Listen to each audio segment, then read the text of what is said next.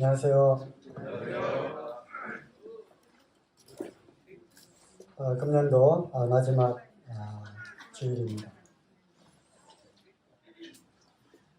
오늘 말씀의 주제는 감사함으로 받으면 버릴 것이 없다라는 주제로 말씀을 전하도록 하겠습니다. 매년 이맘때가 되면 늘 우리가 잘 부르는 찬양이 있죠. 지금까지 지내온 것 주의 크신 은혜라. 사실은 이 찬양을 할 줄로 기대하고 너무 많이 부르고 자주 불러서 또 다른 곡으로 부른 것 같습니다. 어쨌든 요즘에 요맘때 되면 가장 많이 부르는 그런 찬양이죠. 지금까지 지내온 것 주님의 크신 은혜입니다. 금년 한 해를 되돌아보았을 때 주님의 은혜가 아닌 것이 없습니다. 사도 바울도 동일하게 고백을 했죠. 고린도전서 15장 10절 말씀에 그러나 나의 나된 것은 하나님의 은혜로 된 것이니 내게 주신 그의 은혜가 헛되지 아니하여. 그래서 주신 은혜는 하나님이 주신 것이고 우리는 주신 은혜를 받고 또 누리고 또 감사하고 있습니다. 내가 모든 사도보다 더 많이 수고하였으나 내가 아니요 오직 나와 함께 하신 하나님의 은혜로다. 물론 사도로서의 주님과 복음을 위해서 많은 수고를 했지만 그것조차도 내가 아니라 하나님의 은혜라고 하는 것입니다. 성도님들 금년 한 해 동안 그리스도인으로서 또 주님을 증거하는 십자가의 군사로서 또 선한 간증을 지켜내려고 하는 세상 가운데서의 그러한 투쟁 가운데에서 또 어려워져 가는 그러한 여러 삶과 또 환경 가운데서 정말 수고 많이 하셨습니다. 그러나 그러한 모든 것 위에 하나님의 은혜가 있었음을 또 고백을 드립니다. 우리와 함께 하시는 하나님, 세상 끝날까지 나와 함께 하시겠다고 하는 그러한 하나님께서 그리고 공중에 나는 새를 통해서 우리에게 교훈하시고 말씀하신 천부께서 우리를 먹이시고 입히시고 지키시지 아니하겠느냐라고 하는 말씀을 돌아보며 이 모든 수고까지도 하나님의 은혜라고 생각을 합니다. 그동안 코로나 팬데믹으로 인해서 이제 3년째 또 마스크도 쓰고 또 아직 정상으로 코로나 이전으로 돌아가지 않은 또 그럴 수 없는 그런 상황 가운데에서 많이들 수고하셨습니다. 또 사업하시는 분들은 사업하시는 대로 또 환율이 올라가고 또 개인 사업을 하시는 분들은 또 여러 가지 경제적으로 어려운 가운데 많은 또 수고를 하셨습니다. 또 직장 생활 녹록한 게 아니죠. 고생들 많이 하셨고요. 또 우리 학생들 공부하느라고 정말 수고가 많았습니다. 특별히 우리 고3 학생들 이제 조금 며칠 후면 청년이 되는 이제 기준이 없습니다만 대개 우리는 고등학교를 졸업하면 이제 청년이라고 이렇게 말을 하죠. 우리 고3 학생들 정말 수고 많았습니다. 그뿐만 아니라 이모저모로 교회에서 섬겨오신 그런 많은 분들 정말 수고 많으셨습니다. 그러나 이러한 모든 수고가 다 함께 하신 하나님의 은혜라는 것을 또 기억을 하게 됩니다. 오늘 주제 말씀이 뭐라고요? 네, 우리에게 이러한 또 잊어버리는 또 은혜를 더하셔서 또 이렇게 설교자가 또 몇 달 전 거를 해도 아무도 기억하지 못하는 그런 은혜를 또 주셨습니다. 모든 것이 선함에 감사함으로 받으면 버릴 것이 없다는 그런 주제죠. 이 말씀은 디모데전서 4장 4절에 나오는 말씀입니다. 물론 많은 사람들이 혼인을 금하고 또 음식도 폐하는 그런 거짓 가르침, 또 거짓 거룩함이라고 하는 걸 통해서 거짓 영이 교회 가운데 들어오는 이러한 것을 경계하고자 하나님이 지으신 모든 그러한 음식들, 하나님이 우리에게 주신 모든 그런 식품들은 다 선하다. 그리고 그래서 가릴 것 없이 다 감사함으로 받으면 버릴 것이 없다는 그러한 말씀입니다. 이러한 말씀을 또 다른 각도로 우리가 적용해 볼 수가 있죠. 그렇죠? 하나님이 모든 것을 지으셨는데 다 선하신 목적대로 지으셨습니다. 그러므로 이 지으신 하나님이 선하신 분입니다. 그렇죠? 하나님은 선하신 분이시고 하나님께서 행하시는 모든 일도 선하십니다. 그러므로 우리에게 임하시는 하나님의 은혜, 그뿐만 아니라 우리를 통해서 경험케 하시는 또 모든 상황과 환경 가운데에서 하나님이 허락하신 가운데 또 하나님이 지켜보고 계시는 가운데 우리에게 허락하신 모든 상황들, 이러한 것조차도 하나님께서 선하신 하나님께서 우리에게 주신 것이므로 허락하신 것이므로 감사함으로 받으시기 바랍니다. 감사함으로 받으면 하나도 버릴 것이 없습니다. 자, 몇 가지 사례를 좀 들어보도록 하겠습니다. 그 중에서도 사도 바울이 빌립보에서 겪은 일들을 우리는 기억을 합니다. 이 말씀은 사도행전 16장에 나오죠. 사도 바울이 부르심을 받고 1차 전도 여행을 마치고 이제 다시 우리 형제들을 돌아보자 해서 소위 2차 전도 여행을 출발하게 됩니다. 아시아에서 복음을 쭉 전하다가 이제 다른 곳으로 가고자 했는데 어떤 일이 일어납니까? 자, 말씀을 한번 찾아보겠습니다. 사도행전 16장입니다.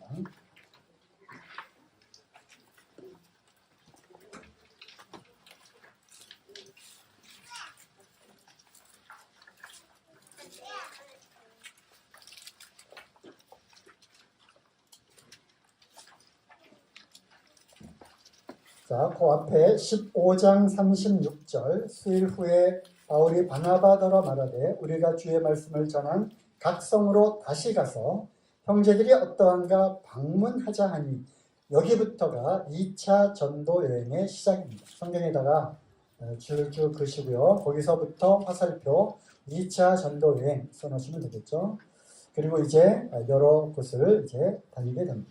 16장으로 들어와서 그런데 6절에 보니까 성령이 아시아에서 말씀을 전하지 못하게 하거늘, 그래서 쭉 말씀을 전하다가 이제 더 이상 아시아에서는 즉 지금의 터키 지역이죠. 거기에 여러 지역들을 다니며 복음을 전하다가 어느 지역으로 가고자 했는데 주님이 막으셨습니다. 그리고 7절 무시아 앞에 이르러 비두니아로 가고자 애쓰되 주의 영이 허락지 아니하시는지라. 또 다른 곳으로 가려고 사도 바울이 아주 애를 썼습니다. 많이 수고를 많이 했죠. 그리고 이제 애를 썼어요. 어느 지방으로 가려고. 하지만 그 역시도 예수의 영이 허락하지 않았습니다. 그리고 나서 무슨 일이 일어나죠? 환상을 보게 됩니다. 마게도냐로 건너와서 우리를 도우라. 그러니까 여기 말씀 10절에 보면 바울이 이 환상을 본 후에 우리가 곧 마게도냐로 떠나기를 힘쓰니 이는 하나님이 저 사람들에게 복음을 전하라고 우리를 부르신 줄로 인정함이로라. 그래서 하나님께서 부르셨다는 것으로 인정을 하고 이제 배를 타고 터키를 떠나 이제 지금으로 말하면 그리스 땅으로 넘어가게 됩니다.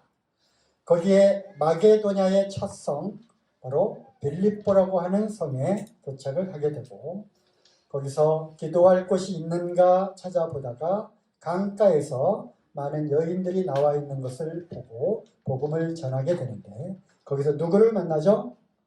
네, 자주장사 루디아를 만나게 됩니다. 이 루디아는 원래 두아디라 계시록 7교회 가운데 두아디라가 나오죠. 즉 아시아에 있는 그 성의 출신이었어요. 그런데 건너와서 마게도니아 지역에서 이제 옷감 장사를 하고 있는 중인데 루디아를 만나게 됩니다. 당시에 자줏빛깔 물감을 들여서 염색을 해서 파는 것은 고위층들을 상대로 하는 그러한 장사였기 때문에 또 아시아와 유럽을 왔다 갔다 하며 옷감 장사를 했기 때문에 루디아는 상당한 부가 있었던 것으로 짐작이 됩니다. 나중에 자기 집을 개방하고 이제 교회가 시작이 되는 걸로 봐서 또 그렇죠. 복음을 전하고 그의 가정이 다 구원을 받게 됩니다. 침례에 순종하게 되죠. 그리고 나서 다시 거리를 나오게 되었는데 어떤 상황을 맞이하게 되죠? 점치는 귀신 들린 어떤 여자아이를 만나게 되는데 그가 사도 바울과 실라를 졸졸졸졸 쫓아다니면서 이는 복음을 전하는 자다. 이들은 예수 그리스도의 사람들이다. 라고 계속 귀찮게 하는 거예요. 뭐처럼 안다고요? 귀신처럼 알았어요.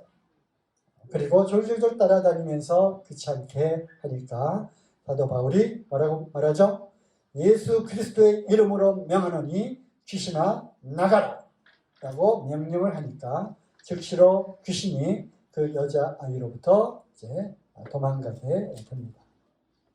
이 일을 그 주인이 알게 되고 이 점치는 여자아이를 통해서 많은 그러한 돈을 벌었는데 이제 돈줄이 달아나게 되었으니까 사도 바울을 어떻게 하죠? 고소를 하게 되고 잡아다가 관원들에게 그리고 높은 사람들에게 이제 끌고 갑니다. 이제 관원들이 어떻게 명령을 내리죠? 그 이야기를 듣고 나니까 밑도 끝도 없이 이제 옷을 벗기고 매를 쳐라. 채찍을 쳐라. 하니까 매를 많이 맞았습니다. 많이라고 하는 수식어를 제가 임의로 넣은 게 아니라 성경에 그대로 나와 있습니다. 매를 많이 맞고 또 감옥에 갇히는데요. 역시 성경에 이 단어가 나오죠. 깊은 옥에 갇히게 됩니다. 그리고 착고에 처입니다. 착고는 오늘날로 말하면 쇠고랑을 차서 이제 더 꼼짝달싹 못하게 아주 중죄인으로 이렇게 취급을 받게 되죠. 자, 이 상황을 한번 보겠습니다. 하나님의 부르심을 받아 아시아에서 복음을 전하는데 또 다른 곳에도 복음을 전하려고 애쓰고 있었지만 주님이 막으셨어요. 이상하다. 왜 복음을 전하는데도 불구하고 하나님이 나를 막으시지? 궁금해하던 차에 환상을 보게 됩니다.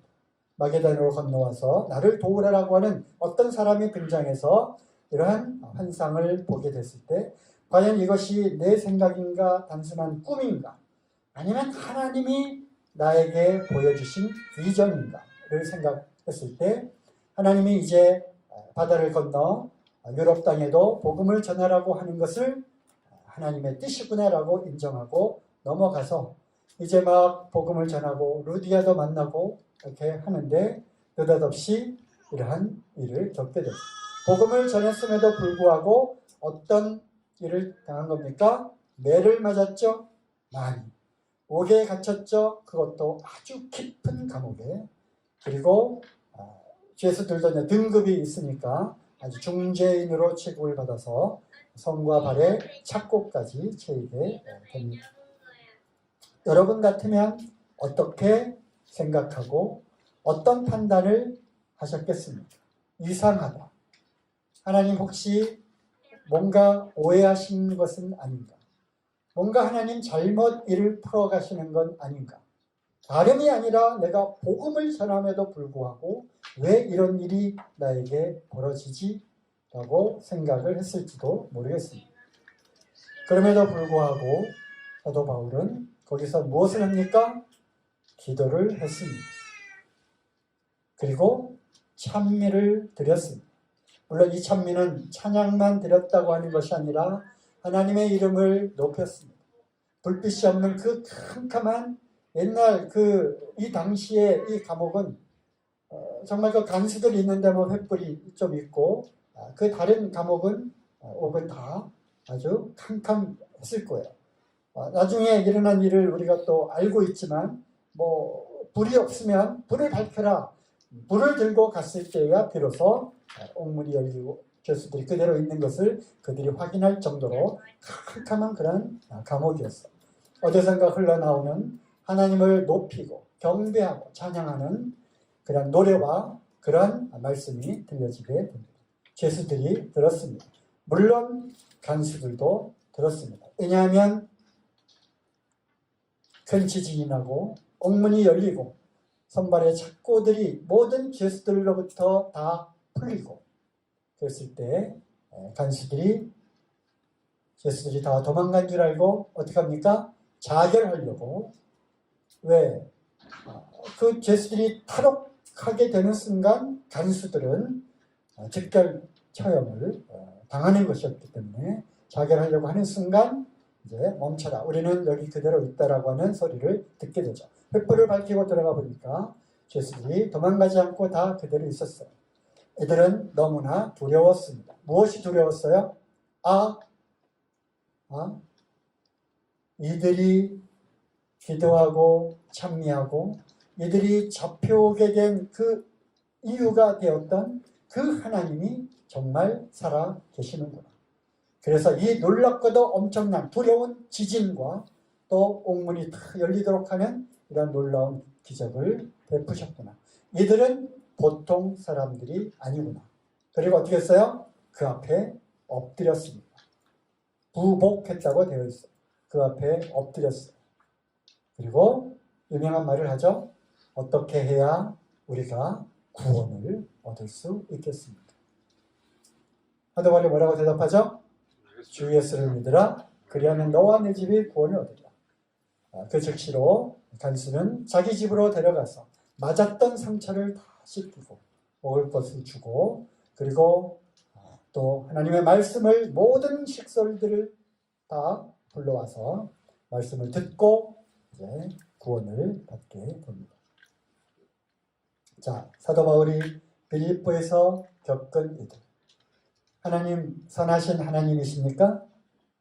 하나님께서 허락하신 이러한 모든 상황들, 모든 문제들 이 가운데 하나님께서 다 지켜보고 계시고 그 다음에 뜻하신 하나님의 또 다른 계획이 있었기 때문에 또 사도 바울은 그 가운데서도 하나님이 주신 것 또한 은혜로 감사히 받고 버리지 않았습니다.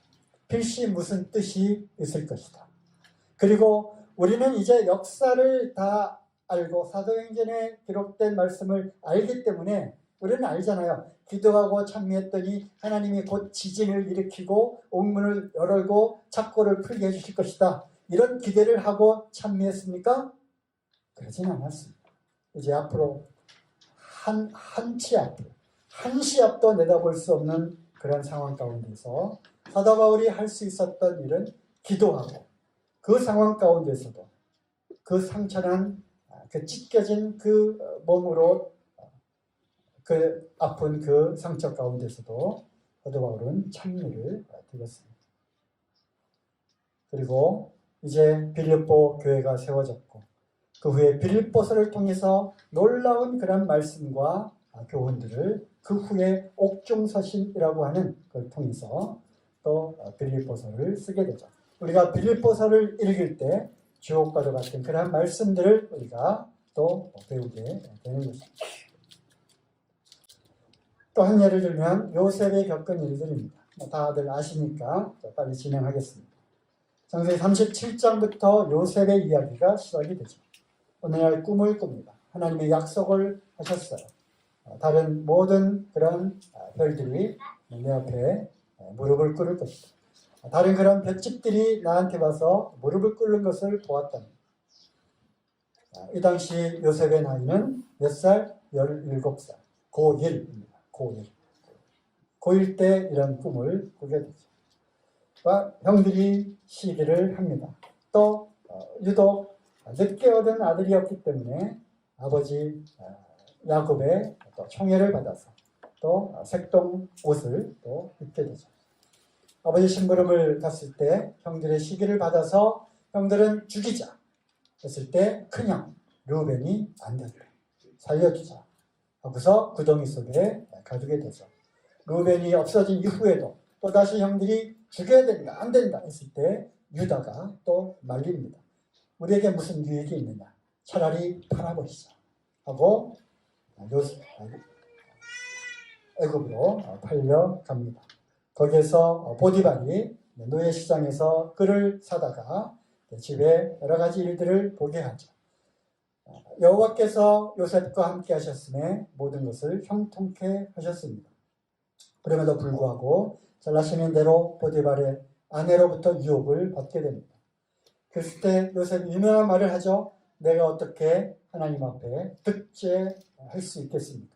아무도 안 보지 않느냐? 우리 집에 사람들도 없다. 우리 서로 관계를 갖자. 이렇게 유혹을 하는 거죠. 하지만 그에게는 보이지 않는 그런 하나님의 그 시선이 언제나 요셉과 함께하고 있음을 요셉은 경험을 했죠. 유혹을 뿌리치고 누명을 쓰고 억울하게 감옥에 갇히게 됩니다. 그리고 어떻게 되죠? 관원장의 그러한 꿈을 해석해 줍니다. 한 관원장은 즉시로 석방이 되었고요. 한 관원장은 그 꿈의 해석대로 처형을 당했습니다. 그리고 요셉은 몇 년의 시간을 거기서 보냈을까요? 이런 거 오늘 퀴즈 시간에 해야 되는데 2 years, 2년의 시간을 거기서 보내게 됩니다. 우리는 성경을 쭉 봐서 아니까 2년 후에 이제 다시 바로 앞에 가게 되었다라고 알지만 매일매일 그 감옥에서 보냈던 요셉은 기약이 있었습니까? 없었습니까? 기약이 없었습니다. 나는 관원장으로부터 잊혀졌다고 그렇게 생각을 한 것이고 하나님께서 나를 통해서 어떤 일을 할 것인가 라는 것까지도 요셉이 생각을 했을지 안 했을지 성경의 기록은 없지만 어쨌든 하나님께서 요셉과 함께 하심으로 형통케 하셨다는 말씀을 통해서 어쨌든 그 안에서도 요셉은 하나님을 경외하고 하나님의 어떠하심을 계속 기대하고 있었을 것 같습니다. 우리는 어떠합니까? 하나님께서 영영 나를 잊으신 것은 아닌가? 나의 그 어려움과 나의 수고와 나의 환경과 도저히 풀리지 않는 이러한 나의 문제, 해결되지 않은 이러한 문제, 도대체 하나님이 나를 생각이나 하고 계시는 건 맞는지, 보는 시험마다 왜 떨어지지, 옮기는 직장마다 왜 안 되지? 하나님 잊으셨을까요? 그렇지 않습니다. 2년이 아니라 20년이 그 감옥에 있게 될지라도 결코 하나님은 잊지 않으실 겁니다. 필시 나를 통한 무슨 뜻이 있을 것이다. 이 요셉을 통해서 결국 야곱의 식솔들, 누구죠? 결국 이스라엘을 구원하게 되는 이러한 놀라운 하나님의 섭리와 계획이 있었다는 것을 우리는 알아야 하는 것입니다. 기쁘고 형통한 일이 있을 때뿐만 아니라 슬프고 어렵고 힘들고 또 잘 안 풀리고 일들이 꼬이고 또 원하는 대로 이루어지지 않고 되는 일이 하나도 없고 또 주님과 복음을 위해 고난과 환난과 핍박이 있다 할지라도 하라는 대로 했는데 왜 이렇지? 라고 하는 그러한 심한 우울증과 또 아주 심한 마음의 부담이 있다 할지라도 감사함으로 받으면 버릴 것이 없는 것입니다. 그 가운데서 깨닫게 하시는 하나님의 교훈이 있는 것이고 광야를 걷게 하시는 분명한 교훈이 있는 것입니다. 오직 주님만을 의뢰하게 하시는 것입니다. 나 믿고 의뢰하는데요. 한순간 한순간 한 호흡 한 호흡마다 주님이 허락하지 않으면 호흡을 할 수 없는 것입니다. 심장이 꿍꽝 꿍꽝 주님이 허락하지 않으면 꿍은 했는데 꽝은 하지 않을 수 있다는 것입니다. 매 순간순간 오직 주님만을 의뢰하게 하시는 그러한 교훈이 있는지도 모르겠습니다.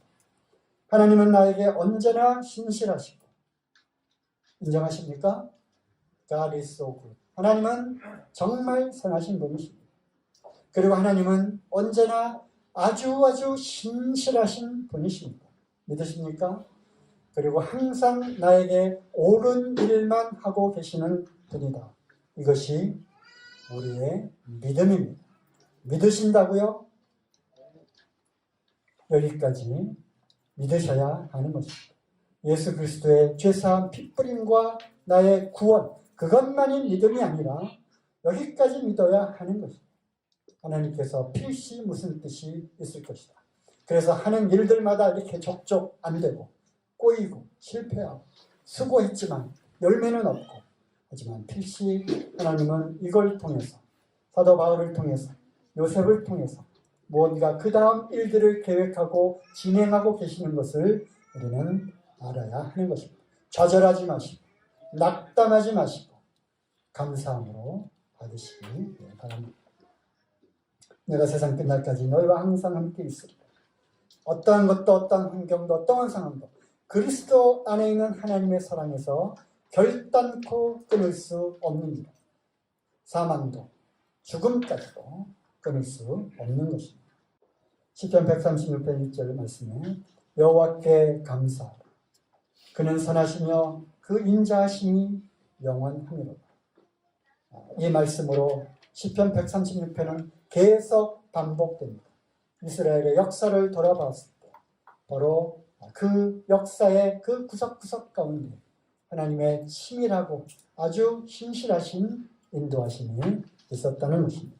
한 해를 돌아보며 주님께 감사드리시고 그분은 선하시며 그 인자하심이 영원한 은혜의 하나님이심을 우리는 믿고 또 한 해를 돌아보며 감사드리는 그런 시간들이 되기를 바랍니다.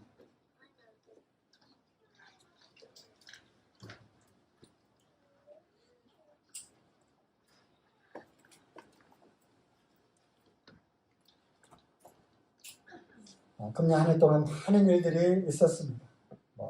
쭉쭉쭉 진행하려고 했지만 또 시간이 가고 있는 관계로 많은 분들이 교회를 섬기느라 수고 많이 하셨고요.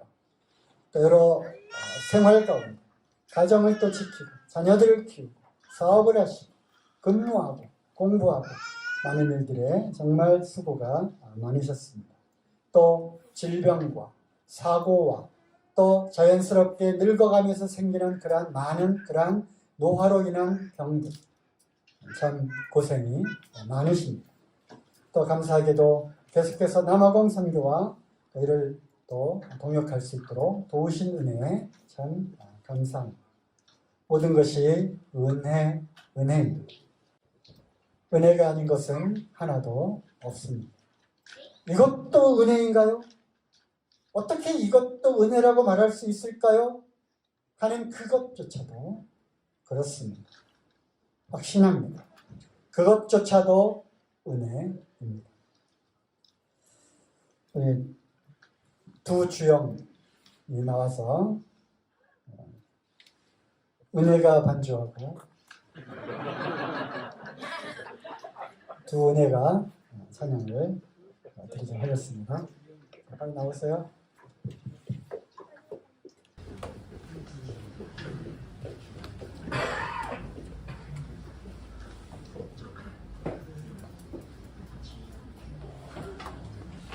두 주영입니다.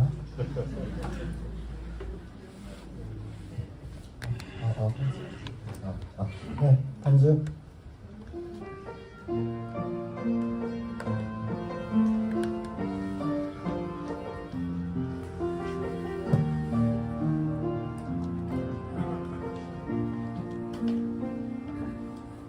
내가 누려왔던 모든 것들이,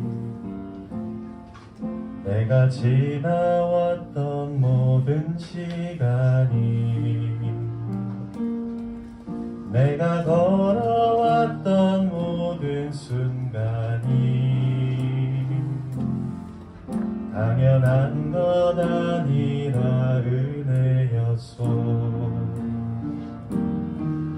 아침에 해가 뜨고 저녁에 노을, 봄의 꽃향기와 가을의 열매,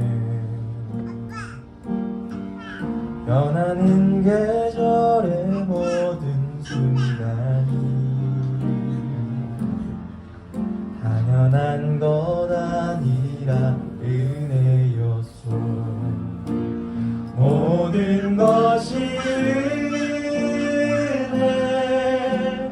은혜,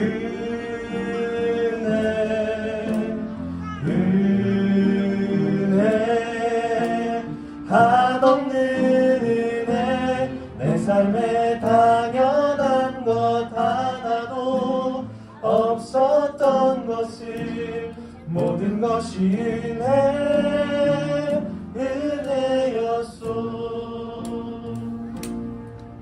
내가 이 땅에 태어나 사는 것, 어린아이 시절과 지금까지 숨을 쉬며 살며 꿈을 꾸는 삶, 당연한 것 아니라 은혜였소. 내가 하나님의 자녀로 살며 오늘 찬양하고 예배하는 삶, 복음을 전할 수 있는 축복이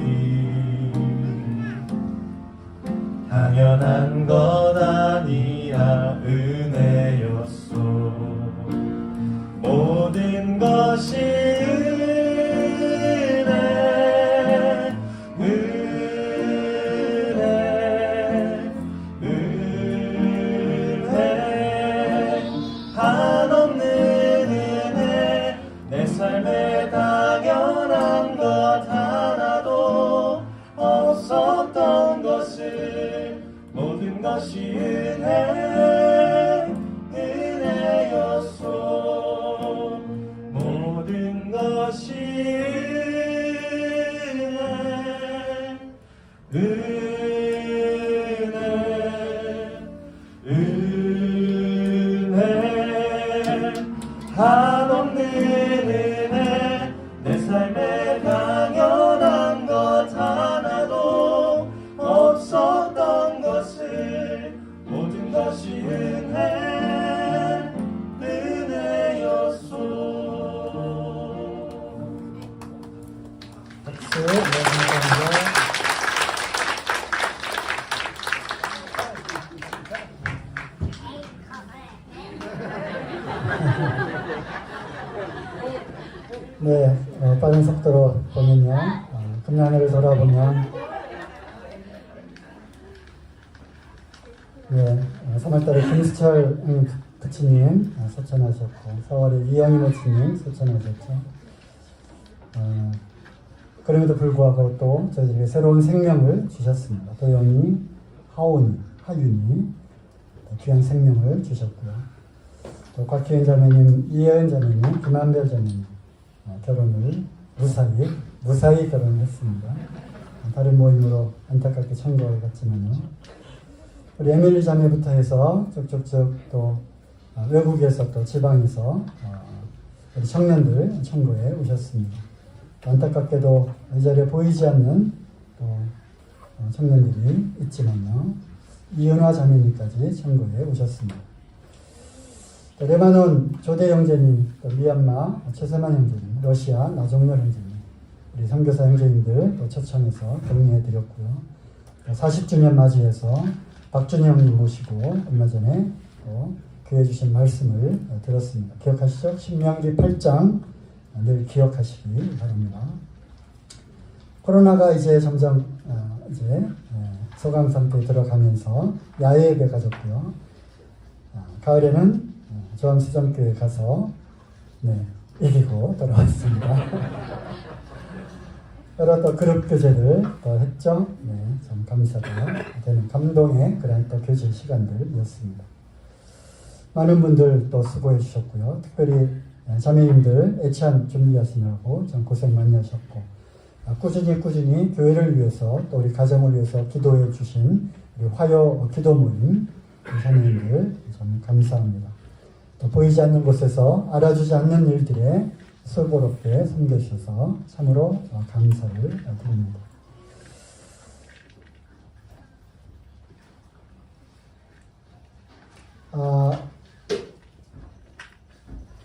이제 다음 주부터 1월 1일 새해가 시작되기 때문에 금년 또 마무리 지으면서 내년도 변경되는, 물론 변경되고 또 특별한 상황만 또 짧게 말씀을 드리고 다음 주에 조금 더 자세하게 내년도 여러 가지 운영 계획들 말씀을 드리도록 하겠습니다. 주일학교 학생회 교사 그리고 보조교사들이 많이 개편이 됩니다. 또 오후 성경학교 및 그룹교재가 그 중에서 성경기초심화반이 성경기초반 신설하고요. 또 성경 파노라마반으로 명칭을 변경해서 분리 운영합니다. 성경 기초반은 1년 과정으로 매년 1년 과정씩 이렇게 졸업하고 또 새로 들어와서 졸업하고 이렇게 과정을 운영하기로 했고요.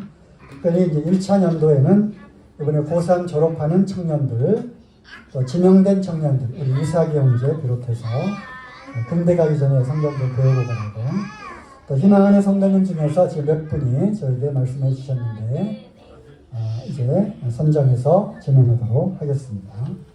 장소가 부족하기 때문에 근처에 카페를 빌려서 아마 하게 될 것 같습니다.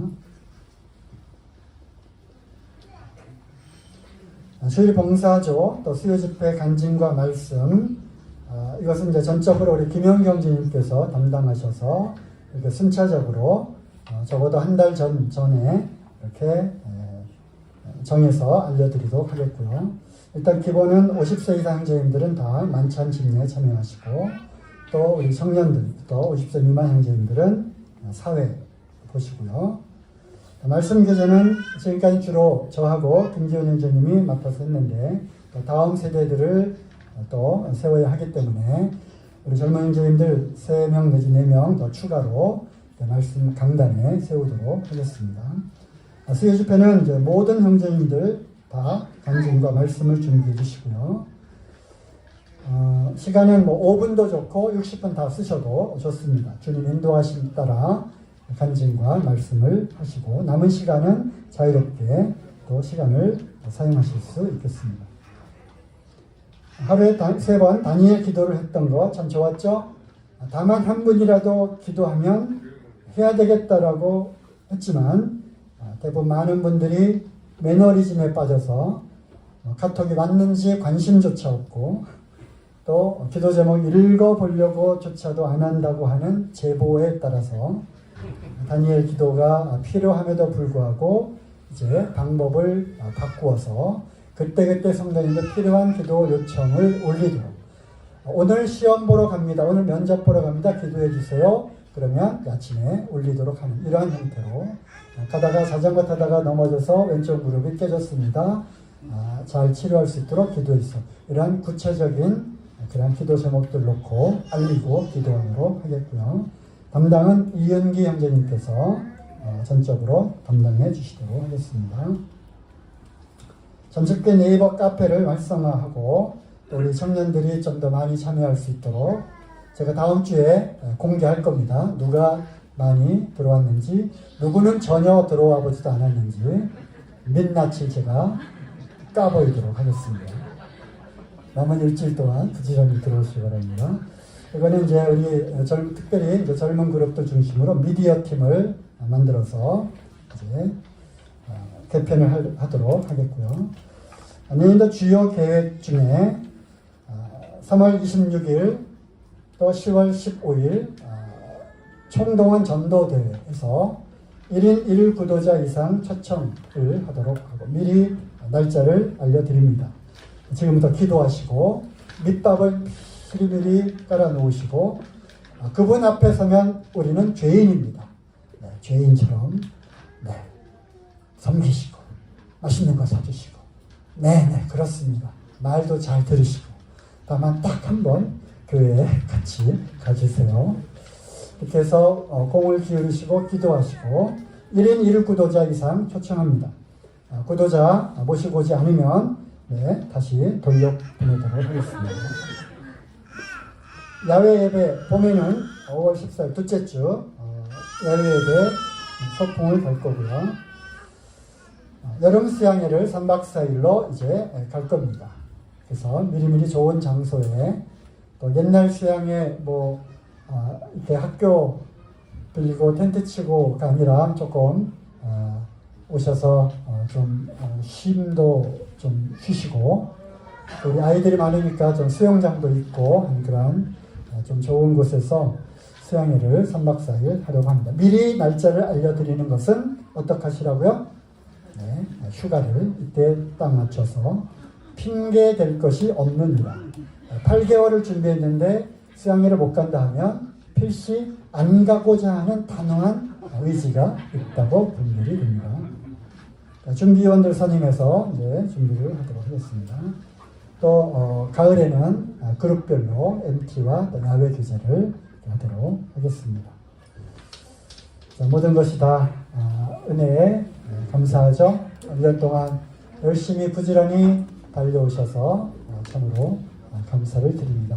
주님의 은혜에 감사드리고 또 함께 섬겨주시고 또 부지런히 푯대를 향해서 달려와 주신 우리 성도님들께 정말로 감사를 드립니다. 또 여전히 어려움과 또 고난과 또 힘든 그러한 과정에 있다 할지라도 하나님이 허락하시고 분명히 하나님이 그걸 통해서 뭔가 일을 이루실 것이다 라고 하는 그러한 신실한 믿음을 갖고 모든 것이 선함에 감사함으로 받으면 버릴 것이 없다고 하는 오늘 말씀을 기억하면서 은혜에 감사하는 그런 시간들이 되었으면 좋겠습니다.